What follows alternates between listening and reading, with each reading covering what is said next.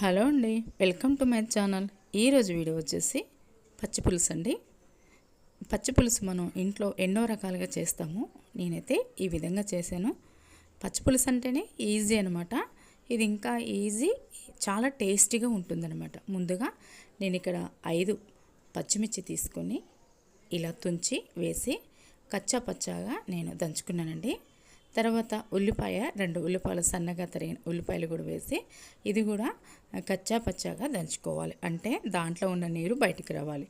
నేను 1 స్పూన్ గల్లుప్పు అయితే వేసాను. గల్లుప్పు కూడా వేసి దంచుకున్నాను.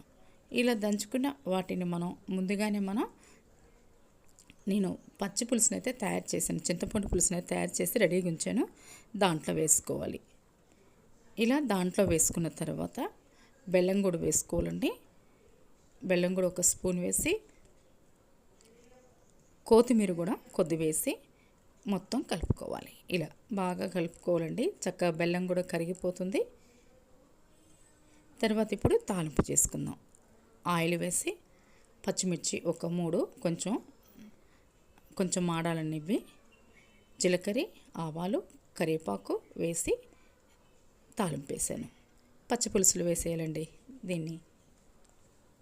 అంతే ఎంతో ఈజీ టేస్టీగా ఉండే పచ్చిపులుసు రెడీ అయిపోయిందండి. బాగా కలుపుకోవాలి ఈ తాలింపుని. దీన్ని పక్కన పెట్టుకోవాలి. తర్వాత నెయ్యి వేసానండి. అదే కళాయిలో నెయ్యి వేసేసి జీలకర్ర, ఆవాలు, కరివేపాకు ఇలా తుంచి వేయాలండి. కరివేపాకుని ఇలా తుంచి చక్కగా కొంచెం వేయించుకోవాలి. చూడండి, ముద్దపప్పు నేను ఉడకబెట్టి పెట్టానండి.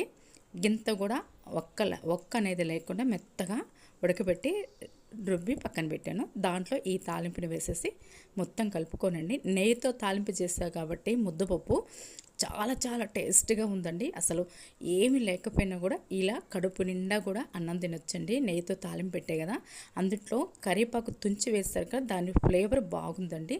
ఈ పచ్చి పులుసు, ముద్దపప్పు, కొత్తగా పెట్టిన టమాటా పచ్చడి అండి, తాలింపు పెట్టాను. ఈ 3 కలిపి మనం అన్నం తిన్నట్లయితే అసలు ఎంత టేస్టీగా ఉందంటే అసలు చెప్పలేమండి. ఆహా, ఏమి రుచి అన్నట్టుగా ఉంది.